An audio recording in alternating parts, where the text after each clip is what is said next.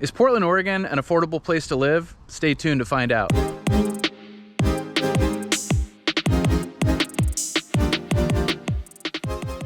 Hey, what's up everybody? This is Paul Clem with the Oregon Relocation Team coming to you from Portland, Oregon. And in this video, we're going to talk about the cost of living in Portland and in the metro area. So the major expenses, housing, groceries, utilities, and more.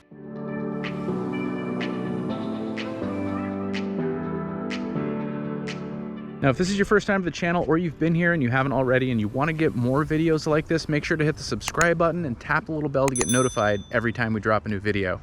All right, if you're like most people we work with, moving to Portland from somewhere else in the country, one of the first things that you're going to want to know is how is Portland and the metro area going to compare to where I'm coming from as it pertains to my monthly budget? You know, is it going to be more expensive? Is it going to be more affordable? Well, in this video, we're going to talk about all of that, and you might be surprised. There could be a little bit of a shock still, depending on where you're coming from, but in general, in the US, you know, living on the coasts, living on the West Coast or East Coast is going to be a little bit more expensive. Portland remains the most affordable major city on the West Coast. So yes, we're going to be more expensive than a lot of places in the country, but when you hold Portland up against Seattle to the north, or especially bigger cities in California, San Francisco, LA, San Diego, Portland is going to be much more affordable.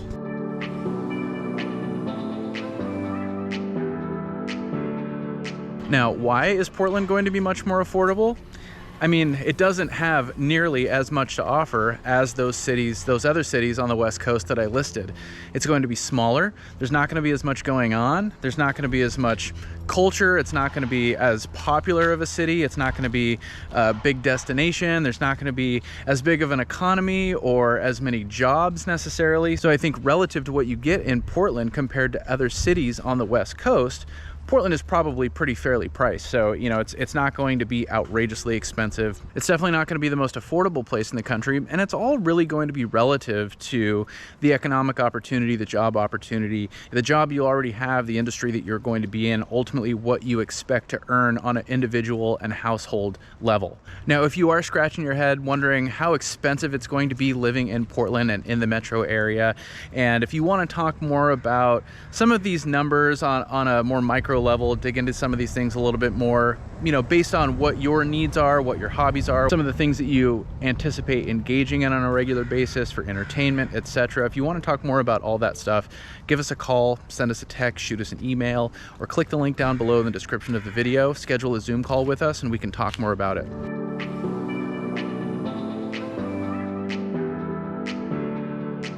So again, a lot of this is going to be relative in the context of what you expect to earn living in Portland. So the median household income in the Portland metro area is about $90,000.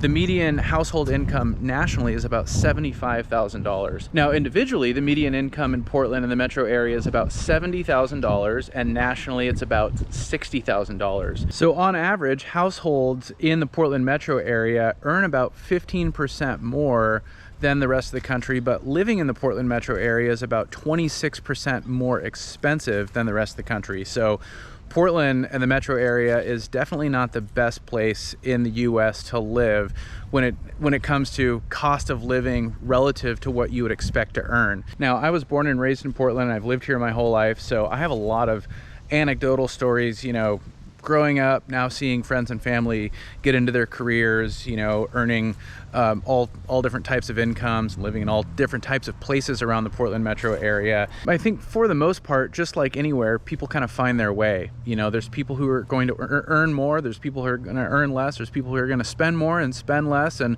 some people are better at budgeting and some people not as much. But let's break this down a little bit and talk more about how cost of living compares to the rest of the US for some of these major categories.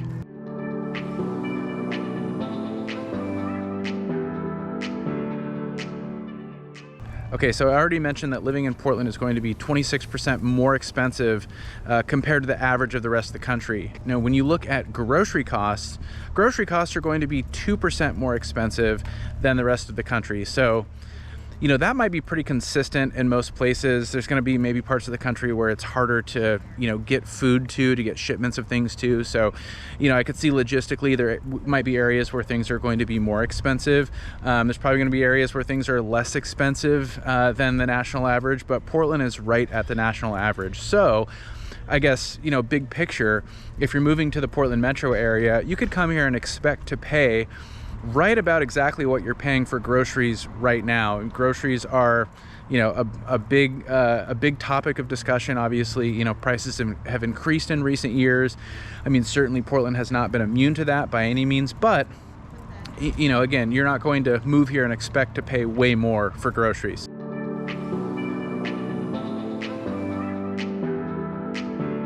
All right, next is going to be your healthcare costs. And Portland and the metro area, healthcare costs are 10% less than the national average. So I don't know exactly what you would attribute this to other than healthcare and healthcare providers on a per capita basis.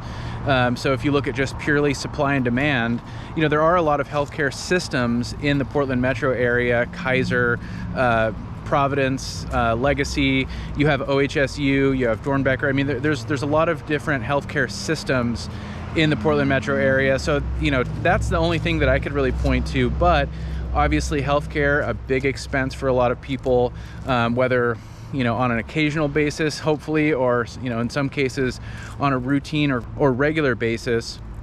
And you could expect to pay 10% less for healthcare living in the Portland metro area.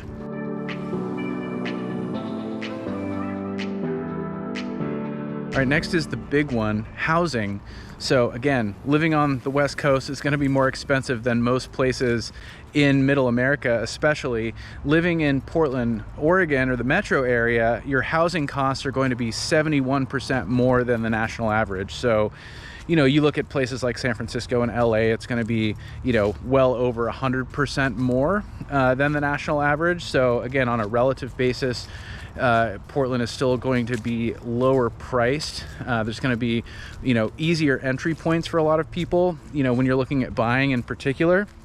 But still, if you're moving from, the Midwest or something like that, or an area that's closer to the median, when you look at housing costs around the country, I mean, this will be the biggest barrier to entry for most people.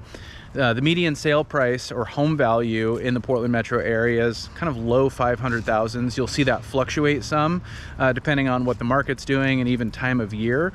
But right now, about 515,000 compared to the national median of about $338,000 to buy a home. So definitely a big difference there. And that's obviously what we help people with. So when we look at affordability and your income and what your budget should be and where you should be looking, based on your budget, based on what you're comfortable paying, what the monthly payment's going to be, whether you're a first-time buyer or if budget's not an issue, those are things that, again, we're helping people with all day long. So understanding what you can get and where is going to be really important, especially if you're moving to the Portland metro area from afar. So, we have a lot of videos on different neighborhoods and suburbs and, providing different tours of these areas. But really the next step would be to reach out, shoot us a text, give us a call, send us an email. We can schedule a time to talk more about, does it make sense financially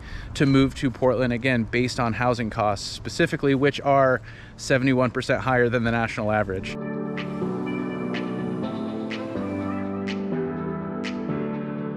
All right, next are your utility costs, which are 22% less than the national average. I don't know why. I mean, I still see my electricity bill or water bill and freak out sometimes. So again, it's all really relative, but there is a chance you could move to the Portland metro area and be really pleasantly surprised with your utility costs. So that could end up being a potential area of savings for you. Those things that are plugged into your monthly budget that are, always going to be monthly expenses, saving 22% is not insignificant. So again, I don't necessarily know what to attribute that to necessarily. We get a lot of precipitation, rain, there's a lot of water in this area. But other than that, as far as like natural gas, electricity, again, overall, you're going to be looking at paying 22% less.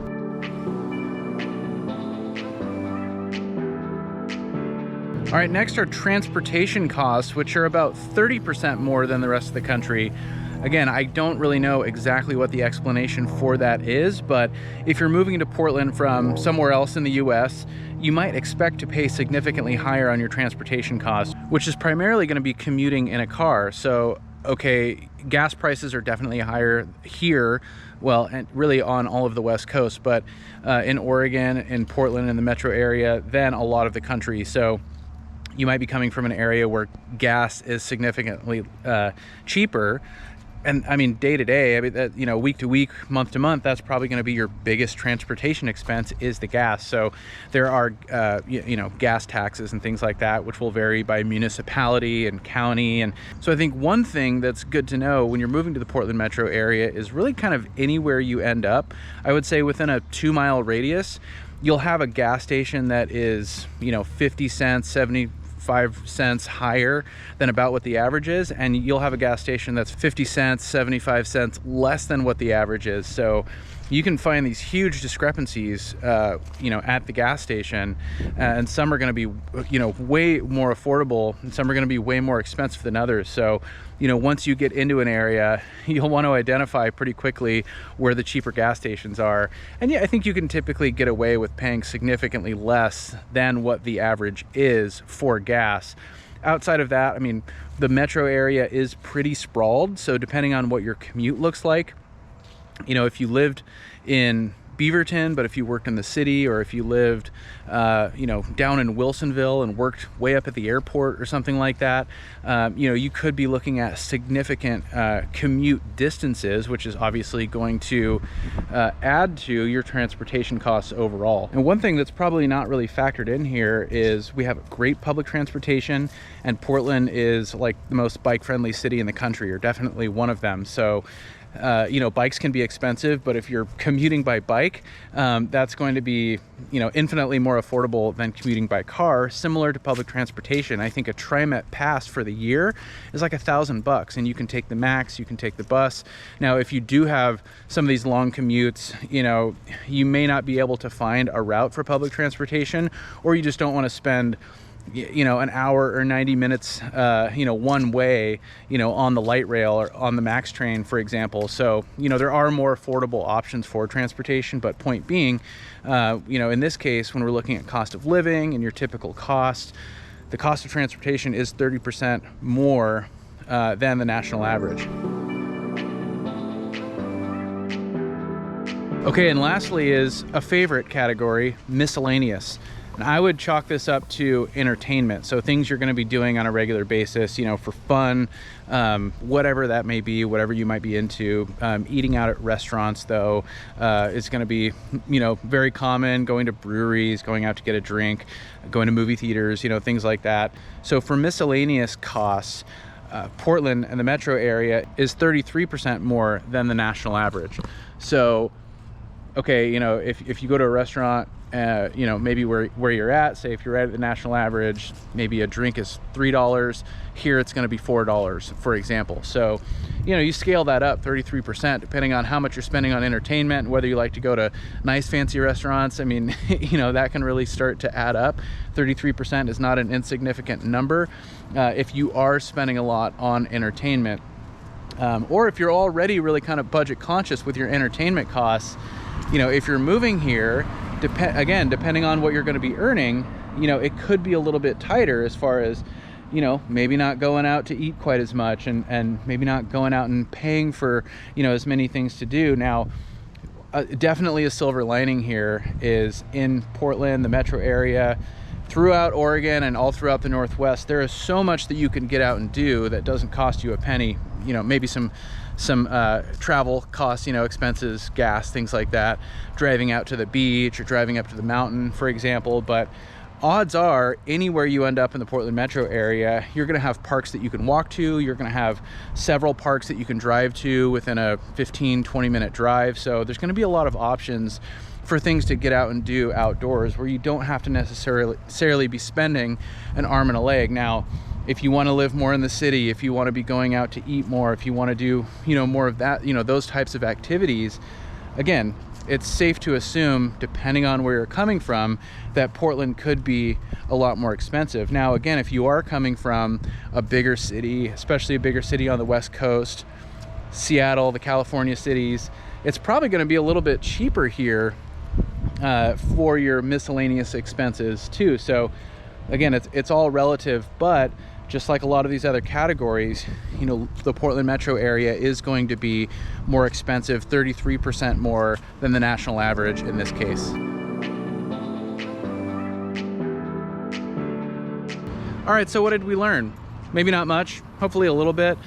I think it's safe to assume, I think anybody moving to the Portland metro area is going to understand that Portland is not going to be the cheapest place in the world to live. Again, so much of it's going to depend on what your income is and also what you're spending, you know, how you're budgeting your income and things like that. But, you know, Portland, the metro area, 26% more expensive overall than the national average. The majority of that is coming from housing costs. And then you look at your miscellaneous expenses, entertainment, going out to eat, things like that. And then those transportation costs being 30% more on average too. But like we talked about, there's a lot of things you can do to mitigate the transportation costs if you are willing to do public transit, maybe bike, or just be a little bit more kind of conscious of where you're going to live relative to where your commute's going to be. I think you can get away with not having to, you know, spend 2 hours in the car every day. So those are all things that we can talk about. If you are moving to Portland, if you want to talk more about the cost of living here, what the housing market is like in particular, if you want to talk more about a budget, a timeline, whatever it may be, give us a call, send us a text, shoot us an email, or click the link down below in the description of the video. Schedule a Zoom call with us. We can talk about all of that. If this video is helpful, make sure to hit the like button. That helps us out a lot. If you want to get more videos like this, make sure to subscribe to the channel, tap that little bell to get notified every time we drop a new video. As always, we really appreciate you watching. Until next time, we'll talk to you later.